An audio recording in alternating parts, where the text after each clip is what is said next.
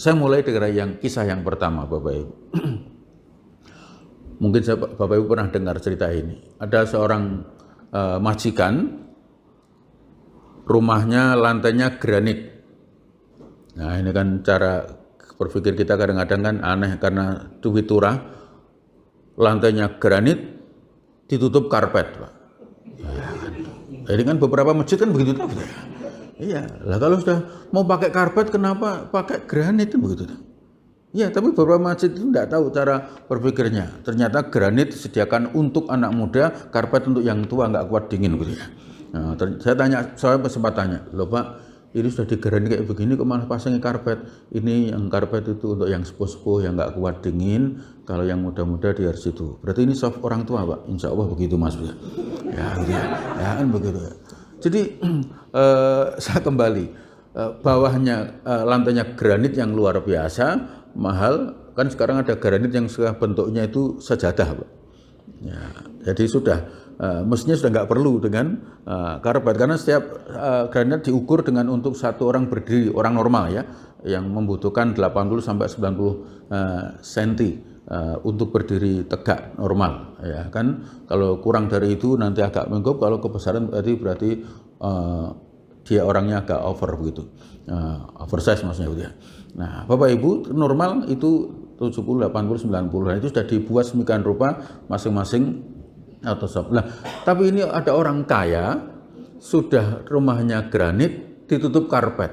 Karpetnya pun karpet yang empuk.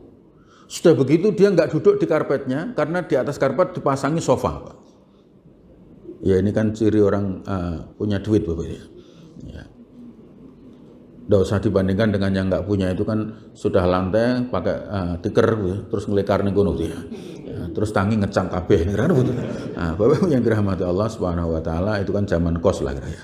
Nah, Bapak Ibu, saudara sekalian, itu kemudian dia duduk situ, berdiri jalan, duduk lagi berdiri jalan. Itu kemudian dia dilihat oleh sopirnya. Yang sopirnya lagi nyuci mobil, lihat bosnya di ruang tamu itu kelintar jalan rewa. Kemudian, nah, bos, nopo? Gak bisa tidur ya?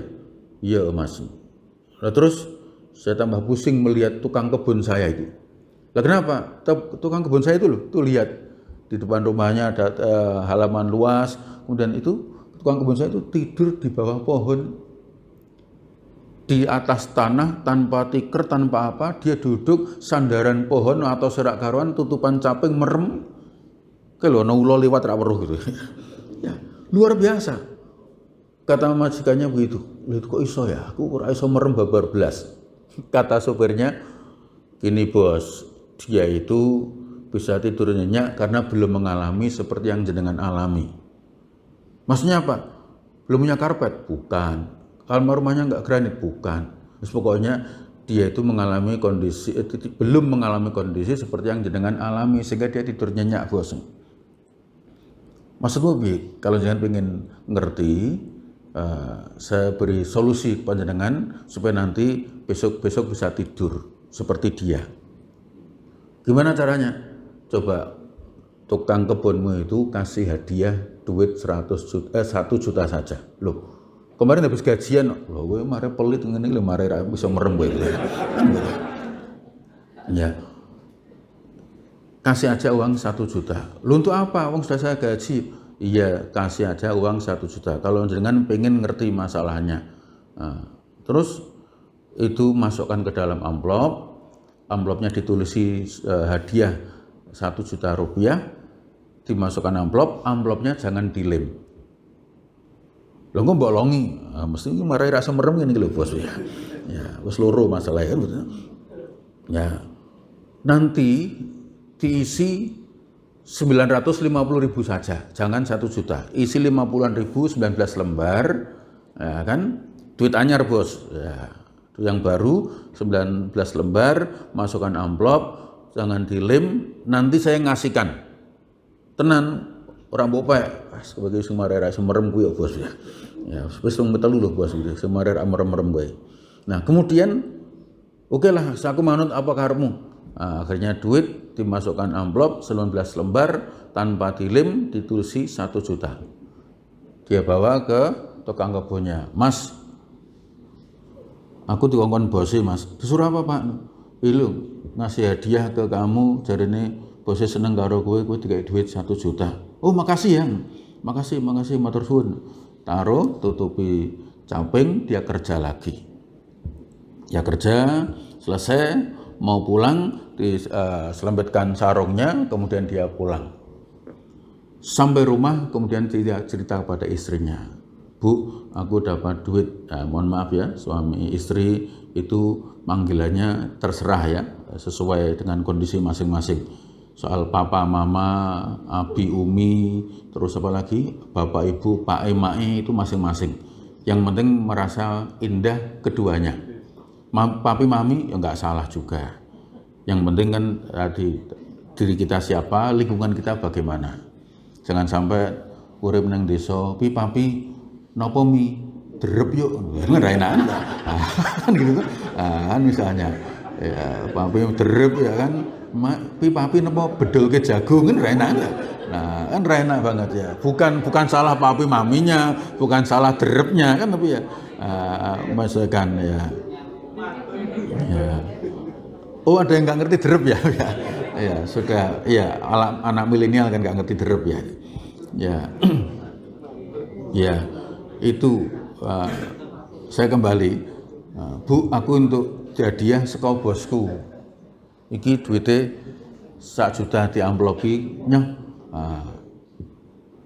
Kata istrinya, ya sudah dihitung Mas. Dihitung karena duit baru kadang-kadang kandel. Total kok 900 ton, dihitung jadi langsung gadet Mas. Dihitung lagi, oh iya, lo kok 950 tok. Sampai dihitung bola-bali itu tetap 950, sampai istrinya kon melet, dik melet. Nah, dihitung pun ya kan untuk ngitung itu ya dianggap ya. Akhirnya tetap ora ketemu.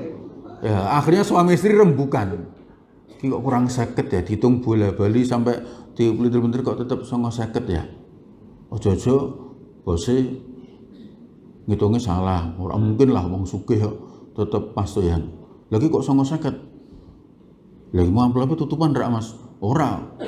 Ojo-ojo cukup supire gitu ya. Nah, dia sudah mulai kondisinya seperti bos ini memang, ya kan? Ya, ojo-ojo cukup supire. Wah, lai. Ora mungkin lah, mosok cukup siji kan biasanya telu tau. Nah, ora mungkin tau ya. Mulai curiga. Iya, sudah mulai harusnya dia malam istirahat, turu mulai mikir. Ya. Terus ya aja curiga sih, lah ora curiga piye wong ora ditutup kok marah ya. Lah ora mbok hitung ning kono ya ora enak tuh ya. Nah terus piye? Mbok coba dicari kan sampean nanti nggo sarungan mbok selempit ketok, mbok menawa tiba siji ning dalan. Akhirnya dia cari sepanjang jalan, barangkali uangnya jatuh dari rumah majikan ke rumah dia. Ndak ada.